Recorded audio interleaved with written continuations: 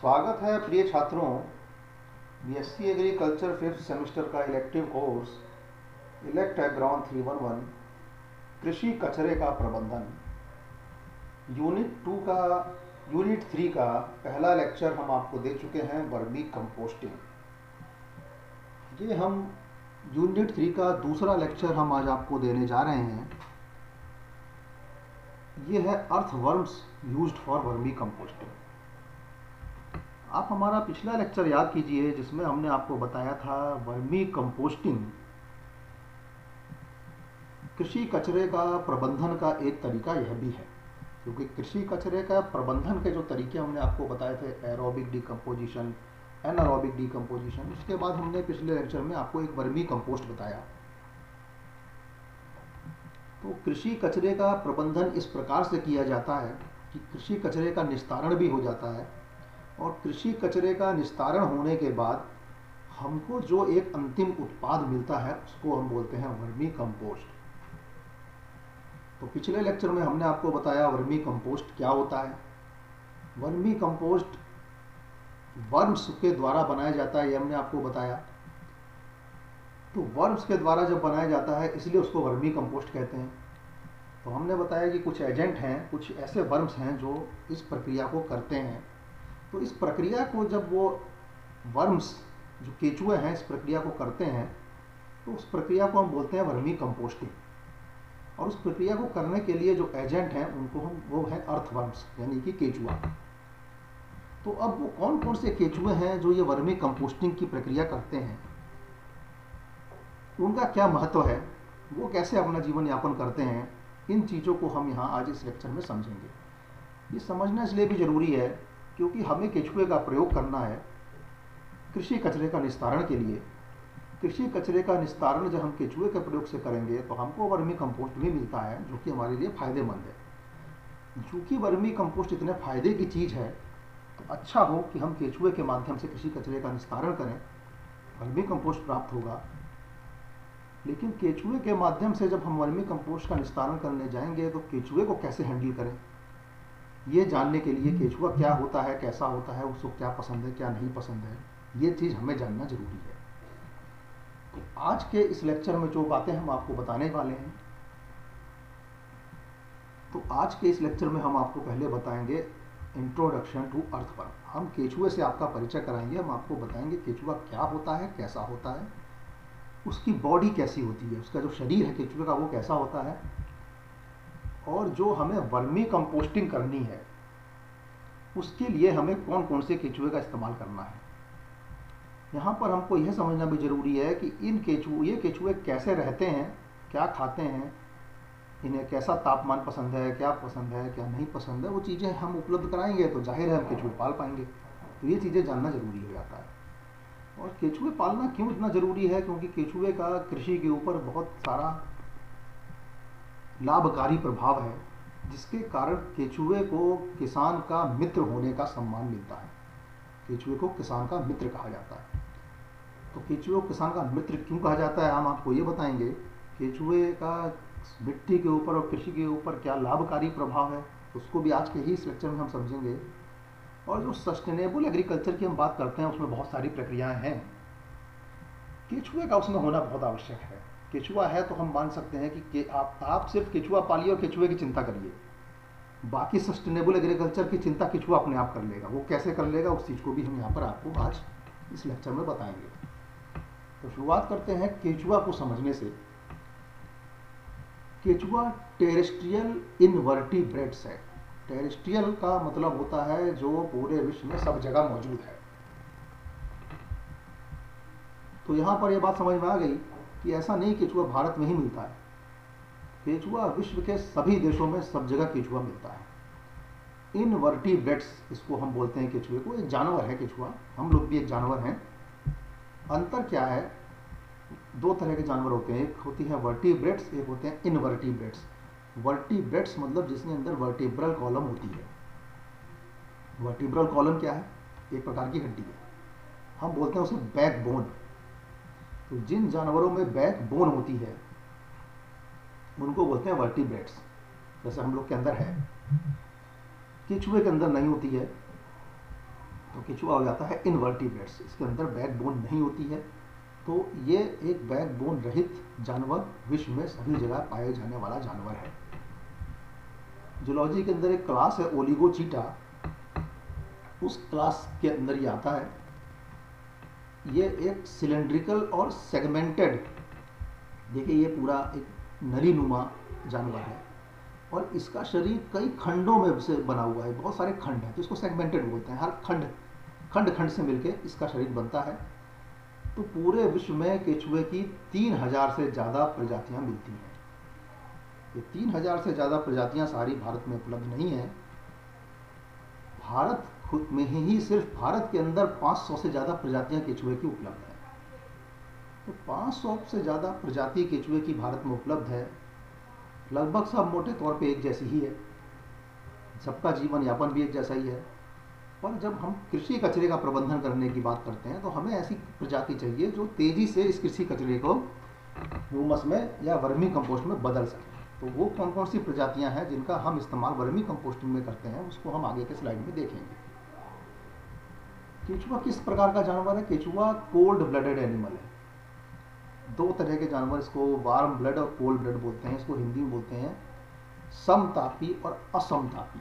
असमतापी मतलब cold blooded, समतापी मतलब warm blooded. तो हम लोग समतापी हैं, वार्म ब्लडेड।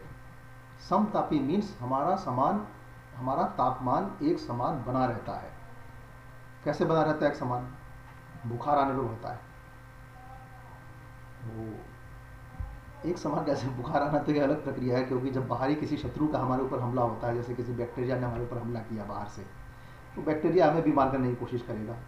तो शरीर अपना तापमान बढ़ा लेता है ताकि बैक्टीरिया अपनी वृद्धि ना कर पाए अधिक तापमान पर और बैक्टीरिया मर जाए, खत्म हो जाए, तो ताकि हम स्वस्थ बने रहे बैक्टीरिया हमसे। तो ये शरीर के लड़ने की एक अपनी प्रक्रिया है। तो बुखार में तापमान हमारा बढ़ता है, लेकिन उसको बात को छोड़ दीजिए। हमारा तापमान समान कैसे बना रहता है? हम जाड़े में भी काम करते हैं, गर्मी में भी काम करते हैं। जाड़े में तापमान 48 डिग्री सेंटीग्रेड होता है, हम फिर भी काम करते हैं। गर्मी में तापमान 4 degree, 5 degree, 6 degree, 7 degree centigrade होता है, हम तब भी काम करते रहते हैं। आप गर्मी में 48 डिग्री का तापमान जब बाहर वातावरण में है, तब आप अपने शरीर का तापमान अगर नापें तो तब भी वो 37 या 38 डिग्री सेंटीग्रेड ही आएगा। जाड़े में जब बाहर का तापमान 7 डिग्री, 6 डिग्री, 5 डिग्री है, उस समय हम अगर अपने शरीर का तापमान नापें तो भी वो 36 डिग्री या 37 डिग्री सेंटीग्रेड ही आएगा। मतलब हमारे शरीर में जो खून है उसको हम बोलते हैं गर्म खून है, वार्म ब्लड है। यह खून, इसके अंदर पानी है, यह हमारे शरीर के तापमान को, जाड़ा हो चाहे गर्मी हो, एक समान बना के रखता है। केचुआ असमतापी जीव है। असमतापी जीव का मतलब है अगर बाहर ठंड पड़ी तो केचुआ भी ठंडा हो जाएगा, बाहर गर्मी पड़ी तो केचुआ भी गर्म हो जाएगा। अभी देखिए बाहर का तापमान अगर 48 डिग्री सेंटीग्रेड हो गया तो केचुए के शरीर का तापमान भी 48 डिग्री सेंटीग्रेड हो जाएगा। तो इतने तापमान पे तो जीवन नहीं चल सकता, जीवन नष्ट हो जाएगा, केचुआ मर जाएगा। जाड़े में जब बाहर का तापमान 0 डिग्री तक पहुंच जाता है, केचुए के शरीर का तापमान भी 0 डिग्री हो जाएगा और इतने ठंडे तापमान पर भी केचुआ नहीं जी पाएगा, केचुआ मर जाएगा। हम 0 डिग्री तापमान पे क्यों जी पाते हैं? क्योंकि भले बाहर वातावरण का तापमान 0 डिग्री हो गया हो, हमारे शरीर का खून हमारे तापमान को 36-37 डिग्री सेंटीग्रेड तक मेंटेन करके रखता है। ये खूबी हमारे अंदर है, केचुए के अंदर नहीं है। केचुआ सुन नहीं सकता, केचुआ देख नहीं सकता। जब सुन नहीं सकता, देख नहीं सकता, तो अपना जीवन कैसे चलाएगा? जो पृथ्वी पे जो वाइब्रेशन, जो कंपन होते हैं ना, उसके प्रति ये बहुत सहनशील है। और लाइट के प्रति, जब लाइट आती है, इसके ऊपर लाइट पड़ती है तो इसको एहसास हो जाता है। धरती पे कंपन होता है तो इसको एहसास हो जाता है, तो उस कंपन से अपना एहसास करता है कि ये कहाँ पर है इस समय। और लाइट का भी इसको एहसास होता है। तो लाइट का एहसास, इसको अंधेरा पसंद है। अगर लाइट इसको मिलेगी तो ये अंधेरे की तरफ भागेगा। तो इसलिए हम केचुए को बोलते हैं नॉकटर्नल एनिमल। नॉकटर्नल एनिमल मतलब ऐसे जीव जो दिन में आराम करते हैं और रात में काम करते हैं। तो दिन में जब लाइट होती है तो केचुए को एहसास हो जाता है कि लाइट बहुत तेज़ है, धूप बहुत तेज़ खिली हुई है, तो ये मिट्टी में नीचे को भाग जाता है, अंधेरा ढूंढता है और अंधेरे में जाके फिर आराम करता है क्योंकि उसको पता है कि ऊपर लाइट है। रात में जब ऊपर अंधेरा हो जाता है तो उसको नीचे पता चल जाता है, एहसास हो जाता है कि अब लाइट नहीं है, फिर यह रात में काम करना शुरू कर देता है क्योंकि फिर इसको लाइट मिलने वाली वहाँ पे नहीं है। दूसरी बात है, केचुआ जहाँ पर रहता है वहाँ पे नमी होना बहुत ज़रूरी है। केचुआ सूखे में नहीं रह सकता, नमी चाहिए और डेड ऑर्गेनिक मैटर या ह्यूमस होना चाहिए तो उस केचुए के भोजन के तौर पे। तो अब आप याद कीजिए, केचुआ आप सबने देखा है अपने जीवन में। आपने केचुआ, आप पूरे जनवरी से दिसंबर तक याद कीजिए आपने केचुआ कब देखा है। जाहिर है आपने बरसात के समय में केचुआ देखा है। जाड़े में केचुआ असमतापी है, बाहर वातावरण ठंडा है, केचुआ भी ठंडा होकर मर जाएगा, इसलिए केचुआ बाहर नहीं मिल दिखता आपको। गर्मी में केचुआ असमतापी है, केचुआ भी गर्म होकर मर जाएगा, इसलिए आपको बाहर नहीं दिखता है। बरसात में जब वातावरण का तापमान और वातावरण में या मिट्टी में, हमारे मिट्टी की सरफेस पर, सतह, मिट्टी की सतह पर इतनी नमी होती है जो केचुए को पसंद है, इतना तापमान होता है जो केचुए को पसंद है, तो हमें बरसात में केचुआ दिखता है। लेकिन बरसात में केचुआ दिखता है ऐसा थोड़ी है कि बरसात में पैदा हो जाता है फिर मर जाता है। जीवित रहता है, अपना जीवन यापन करता है। बरसात के बाद जब ठंड पड़ती है तो केचुआ को ऊपर एक तो नमी इतनी नहीं मिलती, दूसरा तापमान घटने लगता है तो केचुआ मिट्टी में नीचे चला जाता है, दब जाता है जाके, जहाँ पर उसको नमी भी मिलती है, तापमान भी मिलता है, अनुकूल तापमान मिलता है मतलब, और केचुआ अपना जीवन यापन मिट्टी के नीचे नीचे अपना करता रहता है। तो अब जब हमें केचुए का प्रयोग करना है वर्मी कंपोस्टिंग के लिए, कृषि कचरा हम उत्पादित कर रहे हैं, हम चाहते हैं कि हम उसके अंदर केचुआ डाल दें और केचुआ उसका प्रबंधन कर दे, तो हमें यहाँ पर ये बात समझ में आएगी केचुए को क्या क्या पसंद है। ऑर्गेनिक मैटर पसंद है, ठीक है, ऑर्गेनिक मैटर ही हमारा कृषि कचरा है। इसके अलावा क्या पसंद है, नमी पसंद है, तो हमें नमी बना के रखनी पड़ेगी। इसके अलावा क्या पसंद है केचुए को, मॉडरेट टेम्परेचर पसंद है, तो हमको वो मॉडरेट टेम्परेचर बना के रखना पड़ेगा। तो केचुए को जैसा वातावरण और जैसा भोजन पसंद है वैसा अगर हमने दिया तो हम केचुए का पालन कर सकते हैं। इसलिए समझना बहुत जरूरी है कि केचुए को क्या क्या पसंद है। ये केचुए का शरीर है, केचुआ कैसा होता है, कैसे काम करता है। केचुए का शरीर सेगमेंटेड, खंडों से मिलकर बना होता है।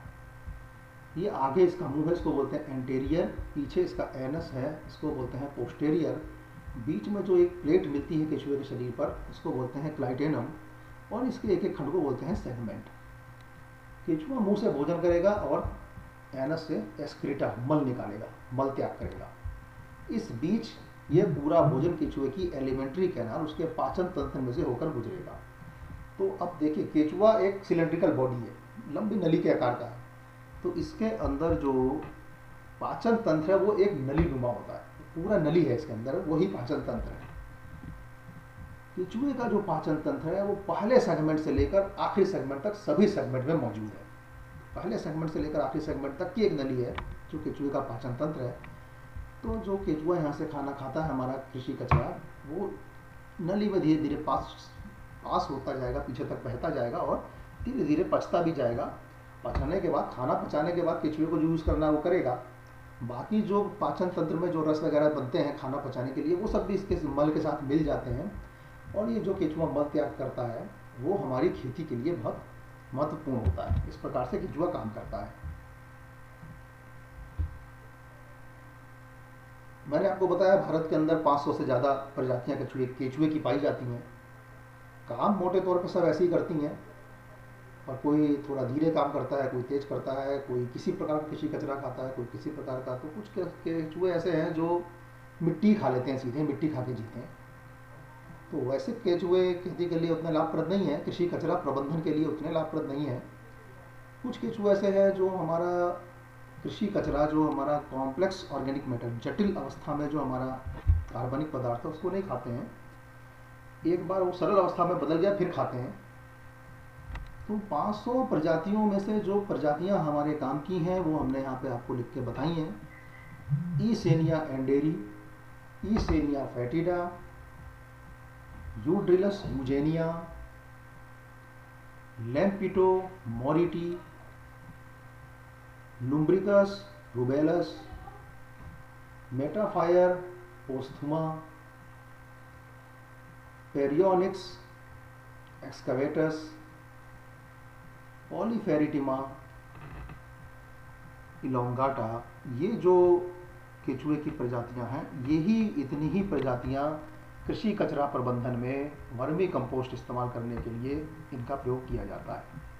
इसमें भी हम आपको बता दें, ईसेनिया फेटिडा और ईसेनिया एंड्रेई, यह दो प्रजातियां केचुए की ऐसी हैं जो बहुतायत में वर्मी कंपोस्टिंग प्रक्रिया के लिए इस्तेमाल की जाती हैं। अभी अगर आपको अपने गांव में वर्मी कंपोस्टिंग करनी है, आप बोलोगे साहब हम कैसे पाएंगे, कृषि कचरा हमारे पास है। ठीक है, हमको समझ में आ गया कि केचुए को कौन सा वातावरण लगता है, वैसा वातावरण उपलब्ध करा देंगे। केचुआ कहाँ से लाएंगे? ये सब केचुआ भारत में बहुतायत में मौजूद है। केचुआ पालने वाली संस्थाएं भी केचुआ पालती हैं। भारत सरकार की भी योजना है, आपको भारत सरकार के कृषि विभाग से या भारत सरकार के उद्यान विभाग से के ऑफिस में अगर आप जाएंगे तो वहाँ भी केचुए का पालन होता है, वो आपको केचुआ एक बार उपलब्ध करवा देंगे। एक बार आपको ईसेनिया एंड्री और ईसेनिया फेटिडा प्रजाति का केचुआ मिल गया, इसके बाद जब आप उसको अपने घर में लाके पालेंगे तो उसकी संख्या तो अपने आप बढ़ती जाएगी। उसकी संख्या बढ़ती जाएगी, वो आप उसको अपने दूसरे आगे आगे उपयोग करते जाइए और इसको आप दूसरे किसानों को भी दे सकते हैं, बेच सकते हैं। तो ये हम अगले लेक्चर में आपको बताएंगे कि केचुआ कैसे पाला जाता है, कैसे वर्मी कंपोस्टिंग केचुए द्वारा की जाती है। लेकिन यहाँ पे जान लीजिए, ईसेनिया एंड्री और ईसेनिया फेटिडा, ये दो केचुआ की प्रजातियाँ वर्मी कंपोस्ट में बहुतायत में इस्तेमाल की जाती हैं। जो बरसात में नेचुरली आपके गांव में केचुआ निकल के आ जाता है आपके घर में, वो होता है लैम्पिटो मॉरिटी। लैम्पिटो मॉरिटी जो केचुए की प्रजाति है, ये भारत में सबसे ज्यादा पाई जाती है, मैक्सिमम यही है। तो ये जो रेड विगलर, हमने आपको लास्ट में पिछले लेक्चर में बताया था कि जो रेड विगलर केचुआ है उससे वर्मी कंपोस्टिंग होती है। तो ये ईसेनिया फेटिडा, ये रेड विगलर है, और ये व्हाइट वर्म है लैम्पिटो मॉरिटी। ये सब केचुए हैं जो आपके लिए वर्मी कंपोस्टिंग का काम करेंगे। ये तो हमने पहचाना कि केचुए के अंदर ये क्षमता है और हमने वर्मी कंपोस्टिंग इस्तेमाल किया। नहीं तो केचुआ तो नेचुरल प्राकृतिक जीव है, मिट्टी में पाया जाता है। ये क्या काम करता है किसानों के लिए, नेचुरल प्राकृतिक अवस्था में किसानों के लिए क्या काम करता है? Earthworm is a soil biotechnologist. Biotechnologist, हम लोग बायोटेक्नोलॉजी पढ़ते हैं ना, हम लोग बायोटेक्नोलॉजी पढ़ते हैं, MSc PhD करते हैं, फिर हम बायोटेक्नोलॉजिस्ट बनते हैं। वो काम, बायोटेक्नोलॉजिस्ट का जो काम है, वो काम केचुआ मिट्टी में अपने आप कर रहा है। तो जब वो काम केचुआ अपने आप कर रहा है तो केचुए को हम सॉइल बायोटेक्नोलॉजिस्ट कहते हैं, सॉलिड वेस्ट मैनेजर भी कहते हैं, क्योंकि हम तो खेती बाड़ी करके कृषि कचरा पैदा कर रहे हैं। केचुआ हमारे द्वारा कृषि कचरा पैदा किए गए कृषि कचरे को प्रबंधन कर रहा है, अपने आप नेचुरली वो शांतिपूर्वक अपना काम कर रहा है, आपसे तनख्वाह भी नहीं ले रहा है। तो इस केचुए को हम बोलते हैं सॉलिड वेस्ट मैनेजर। ये ऐसा मैनेजर है, किसान के खेत पर किसान के खेत पर कचरा प्रबंधन करने वाला एक ऐसा मैनेजर है तो किसान से तनख्वाह भी नहीं लेता है। Consume large quantities of organic litre, जो हमारे खेत में कार्बनिक कचरा पैदा होता है, बड़ी मात्रा में केचुआ उसको खाद में बदल सकता है, इतनी उसके अंदर क्षमता है। खाद में केचुआ कचरे को बदलेगा तो जाहिर है हमें पोषक तत्व मिलेंगे। इसके अलावा वो मिट्टी के भौतिक गुणों में भी सुधार करता है, मिट्टी की संरचना में सुधार करता है, मिट्टी की जल धारण क्षमता में सुधार करता है, मिट्टी की नमी में भी सुधार करता है, मिट्टी में अकार्बनिक तत्वों को घुलनशील अवस्था में, पानी में घुलनशील अवस्था में उपलब्ध करवाता है। और जो हम लोग पेस्टिसाइड वगैरह इस्तेमाल करते हैं खेतों में, थोड़ी मात्रा में अगर करते हैं आप, तो उसका जो अवशेष मिट्टी में बच जाता है उसको भी नष्ट करने का काम केचुआ करता है। तो मिट्टी की स्वास्थ्य को बनाए रखने में केचुए का महत्वपूर्ण योगदान है।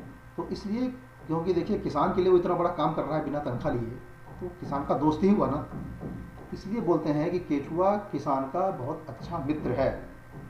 और मिट्टी किसी किसान के खेत की मिट्टी कितनी स्वस्थ है इसका अंदाज़ा लगाने के लिए आप देखिए उसमें कितने केचुए मौजूद हैं। अगर किसी किसान के खेत में आप पाएंगे कि थोड़ा सा भी आप खोदें और पाएँ कि केचुए तो बहुत हैं इसमें, तो मतलब उसकी मिट्टी बहुत स्वस्थ है। ये एक प्रकार का इंडिकेशन है। ये मिट्टी के अंदर हवा का संचार बढ़ाता है, मिट्टी के अंतःसरण, पानी के अंतःसरण की क्षमता को बढ़ाता है, न्यूट्रिएंट की रिसाइकलिंग और मिट्टी के अंदर जल का जो भाव है और पौधे की वृद्धि में ये सहायक होता है। तो इतना सारा काम किसान के लिए करता है केचुआ, इसलिए हम कहते हैं केचुआ किसान का अच्छा मित्र है। यहाँ पर हम देखें कि केचुए का मिट्टी के ऊपर, मिट्टी के भौतिक गुण के ऊपर जो हम आपसे कह रहे हैं कि मिट्टी के अंदर तक हवा का संचार बनता है, ये केचुए का योगदान है। कभी आप फावड़ा लेके मिट्टी खोदने की कोशिश कीजिए, मिट्टी किसी खेत में जाइए फावड़ा लेके और गड्ढा खोदने की कोशिश कीजिए, तो आप गड्ढा खोदते समय पाएंगे कि आप ऊपर की 30 सेंटीमीटर की मिट्टी फावड़े से खोद के आसानी से हटा पाएंगे। फिर अगले 20 सेंटीमीटर यानी 50 सेंटीमीटर 60 सेंटीमीटर तक के आप खोदेंगे तो आपको ज़्यादा फोर्स के साथ, ज़्यादा बल लगा के फावड़े पर आपको खुदाई करनी पड़ेगी। मतलब नीचे की मिट्टी आप पाएंगे थोड़ी सी दबी, कॉम्पैक्ट है। 60 सेंटीमीटर खोदने के बाद फिर और नीचे आप फावड़े से खोदेंगे तो आपको ज़्यादा बल लगाना पड़ेगा। तो मतलब आप जैसे नीचे जाते हैं तो हम देखते हैं मिट्टी कॉम्पैक्ट हो गई है। तो ये मिट्टी कॉम्पैक्ट क्यों होती है? ये ऊपर की मिट्टी के वजन से, ऊपर हम लोग चलते हैं, हमारी मशीनरीज चलती हैं, उसके दबाव से नीचे की मिट्टी जल्दी कॉम्पैक्ट हो जाती है। हम जब कर्षण क्रियाएं करते हैं खेत में, कुछ हम एग्रीकल्चर इक्विपमेंट जो भी हम कृषि यंत्र चलाते हैं खेत में, वो मिट्टी में 25 सेंटीमीटर नीचे तक जाते हैं, अधिक से अधिक 30 सेंटीमीटर, और मिट्टी को उलट पलट करके, तो जो हम कर्षण क्रिया करते हैं वो मुख्य रूप से मिट्टी के ऊपर के 30 सेंटीमीटर क्षेत्रों में की जाती है। नीचे की मिट्टी बैठ जाती है, कॉम्पैक्ट हो जाती है। केचुए की मात्रा अगर अधिक है तो हमने आपको बताया, क्योंकि तापमान, नमी, वो चीज़ें उसको नीचे ही मिल रही है। जाहिर है ऑर्गेनिक मैटर तो मिल ही रहा है, ऑर्गेनिक मैटर तो ऊपर भी मिल जाएगा, पर केचुआ ऊपर इसलिए नहीं आता है क्योंकि तापमान और नमी नहीं मिलता है। तो वो केचुआ मिट्टी में नीचे पनपता है, तो वो मिट्टी में नीचे ही नीचे इधर उधर अपना टहलता भी है, तो वो नीचे तक की मिट्टी के कॉम्पैक्टनेस को ख़त्म कर देता है और हवा का संचार नीचे तक मिट्टी में बन जाता है। तो नीचे मिट्टी में जो सूक्ष्म जीव है वो भी पनपते हैं।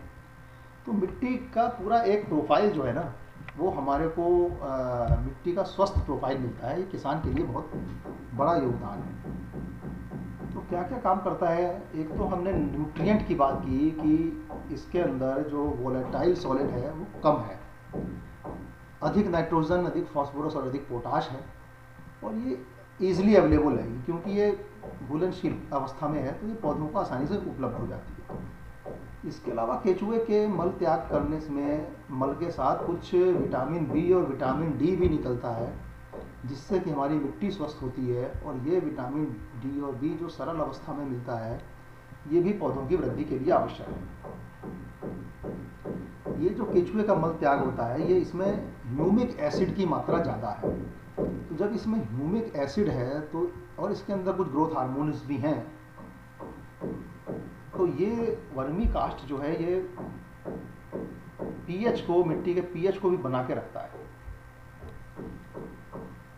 इसके अंदर क्रॉप की जो क्वालिटी है, जो हम फसल की खेती कर रहे हैं केचुए का खाद का प्रयोग करके, या खेत में केचुआ मौजूद है और वहाँ फसल की खेती कर रहे हैं, तो जो हमें फसल प्राप्त होती है वो अच्छी गुणवत्ता की फसल प्राप्त होती है। उसके अंदर शुगर, ऑयल और प्रोटीन की मात्रा अधिक होती है। तो केचुए, खेत में केचुए के मौजूद रहने से हमें अच्छी गुणवत्ता की फसल प्राप्त होती है। यानी कि खेत में वर्मी कंपोस्टिंग का प्रयोग करने से भी खेत में हमें अच्छी गुणवत्ता की फसल प्राप्त होती है। और केचुए में देखिए कितनी क्षमता है। बैरन लैंड, जो वेस्ट लैंड है, जिस पे खेती योग्य नहीं ज़मीन है, ऐसी ज़मीन को वो खेती योग्य ज़मीन में बदलने की क्षमता रखता है। तो ये केचुए का फ़ायदा है। सस्टेनेबल एग्रीकल्चर की बात हम लोग बार बार करते हैं। सस्टेनेबल एग्रीकल्चर, सस्टेनेबल का मतलब होता है टिकाऊ। एग्रीकल्चर मतलब खेती करना, टिकाऊ खेती करना। टिकाऊ खेती कैसे की जाए? क्योंकि हमारी जो खेती की पद्धति है उसमें तो हम लोग बहुत सारा रासायनिक खाद, कीटनाशक, बुरशीनाशक, पता नहीं क्या क्या प्रयोग करते हैं, बहुत सारे रसायन प्रयोग करते हैं। इतने सारे रसायन प्रयोग करने से जो जैव विविधता है वो नष्ट हो रही है। मिट्टी का जो सॉइल फ्लोरा एंड फोना है, मिट्टी में जो सूक्ष्म जीव पलते हैं और जो दूसरे अन्य जीव मिट्टी में पलते हैं वो भी नष्ट हो रहे हैं। हम तो सिर्फ अपने फसल पर ध्यान देते हैं कि फसल आ जानी चाहिए, इसलिए हम सब रसायन डाल देते हैं। तो फसल तो आ जाती है लेकिन सब जीव नष्ट होते हैं, तो लंबे समय में खेती का टिकाऊपन खत्म होता है। तो टिकाऊ खेती का क्या मतलब है? टिकाऊ खेती का ये मतलब है कि ऐसी पद्धति से खेती की जाए कि फसल का उत्पादन तो अच्छा खासा ठीक ठाक प्राप्त हो जाए, साथ में जो मिट्टी में पलने वाले दूसरे जीव हैं वो भी नष्ट ना होने पाए। जिस वातावरण में हम खेती कर रहे हैं वो वातावरण भी नष्ट ना होने पाए, तो सबका भला हो और खेती लंबे समय तक चलती रहे, उसको हम बोलते हैं टिकाऊ खेती। तो केचुआ डालने से क्या होता है कि केचुआ मिट्टी के अंदर ऐसा वातावरण निर्माण कर देता है कि सूक्ष्म जीव पनपते हैं, तेजी से पनपते हैं। देखिए सूक्ष्म जीव, आप ध्यान दीजिए, हमने जो आपको एरोबिक डिकम्पोजिशन बताया था, हवा की उपस्थिति में जो सूक्ष्म जीव कृषि कचरे का निस्तारण करते हैं, तो वहाँ पे हवा चाहिए। अब केचुआ मिट्टी को ऐसा बना देता है कि उसके अंदर तक हवा आ जाती है। दूसरा, केचुआ कृषि कचरा जो कि जटिल कृषि कचरा है उसको खा करके ह्यूमस में बदल करके अपने मल द्वारा त्याग कर देता है। तो बहुत सारे सूक्ष्म जीव ऐसे हैं जो सीधे जटिल कृषि कचरा को नहीं खाते हैं। एक बार जटिल कृषि कचरा साधारण जैविक कचरे में अगर बदल जाए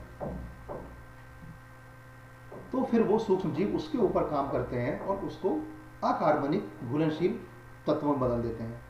तो ये काम केचुआ करके देता है। तो देखिए ये एक प्रकार से समझौता है केचुए का और बैक्टीरिया का। बैक्टीरिया बोलते हैं भाई इतना जटिल कृषि कचरा हम इसका डिकम्पोजिशन नहीं कर, इसका विघटन नहीं कर पाएंगे। केचुआ बोलता है ठीक है, इसका जटिल से सरल में विघटन करके हम देते हैं, इसके बाद का काम आप कर देना। तो इस तरह का एक समझौता कृषि केचुआ और मिट्टी में पलने वाले सूक्ष्म जीवों का होता है, जिससे कि हमारी खेती लंबे समय तक टिकाऊ बनी रहती है। इसके अलावा खेती लंबे समय तक टिकाऊ इसलिए भी बनी रहती है, केचुआ मिट्टी के गुणों में सुधार करता है, मिट्टी के भौतिक गुण में सुधार करता है, मिट्टी के रासायनिक गुणों में सुधार करता है। ये चीज़ें हमने भी देखी। तो इस प्रकार से हमारी खेती जो है वो लंबे समय तक के लिए टिकाऊ खेती बन सकती है। तो टिकाऊ खेती में अगर जब आप टिकाऊ खेती पढ़ेंगे तो उसमें बहुत सारे आप कंपोनेंट हैं। उसमें खाद का इस्तेमाल करना, ग्रीन मैन्योरिंग, हरी खाद का इस्तेमाल करना, वो सब चीज़ें भी उसमें आती हैं। तो उसमें केचुआ एक बहुत महत्वपूर्ण घटक है। अभी अगर आप अपने खेत में केचुआ पालने की कोशिश करें और खेत में ऐसा वातावरण बनाएं जिससे कि केचुआ फले फूले, इसके बाद का सारा काम केचुआ कर देगा। कार्बनिक जो तत्व हैं उनका विघटन भी केचुआ कर देगा। कार्बनिक तत्व का जो विघटन केचुआ नहीं कर सकता, जो सूक्ष्म जीव कर सकते हैं, सूक्ष्म जीव के लिए उपयुक्त माहौल भी केचुआ बना देगा। तो सूक्ष्म जीव भी पलेंगे, नमी रहेगी, खेत में मिट्टी सुधरेगी, सब कुछ होगी। सिर्फ आप केचुआ पालने की चिंता अगर करते हैं तो बाकी सारी चिंता केचुआ कर लेता है। तो केचुआ इतना बड़ा काम मिट्टी में करता है। टिकाऊ खेती के लिए केचुआ एक महत्वपूर्ण घटक है। तो आज के लेक्चर में हमने सीखा कि जो हम वर्मी कंपोस्टिंग की बात कर रहे हैं उसमें केचुए की किन किन प्रजातियों का प्रयोग करना है, किन किन प्रजातियों का प्रयोग करके हम केचुए की किन किन प्रजाति का प्रयोग करके वर्मी कंपोस्टिंग बना सकते हैं। हमने आज ये भी देखा कि केचुआ किसानों के लिए कितना बड़ा काम करता है, इसलिए केचुए को किसान का मित्र बोला जाता है। हमने ये भी देखा कि जो हमारी टिकाऊ खेती है उसमें केचुआ कितना महत्वपूर्ण घटक है। और केचुए की जो क्षमता है, एक महत्वपूर्ण क्षमता केचुए के अंदर है कि वो जो खराब पड़ी हुई ज़मीन है जिसमें हम खेती नहीं करते हैं उसको खेती योग्य ज़मीन में बदलने की क्षमता रखता है। तो आप सोच लीजिए केचुआ कितना इम्पोर्टेंट है, कितना महत्वपूर्ण है, और केचुए का किस प्रकार से देखरेख करना चाहिए, किस प्रकार से पालन करना चाहिए। केचुए को क्या पसंद है वो हमने आपको बता दिया आज। अब केचुए का पालन कैसे करना चाहिए और केचुआ कैसे कृषि कचरे को वर्मी कंपोस्ट में बदलता है, उस प्रक्रिया को हम अगले लेक्चर में देखेंगे। फिर वही किताब का नाम मैं आपको बता रहा हूँ जो पिछले लेक्चर में बताई थी, वर्मी टेक्नोलॉजी। ये काफ़ी अच्छी किताब है, तमिलनाडु सागर सरस पब्लिकेशन। इसके अंदर पूरा केचुए का जीवन आपको दिया हुआ है, आपको मिल जाएगा पढ़ने के लिए। धन्यवाद दोस्तों।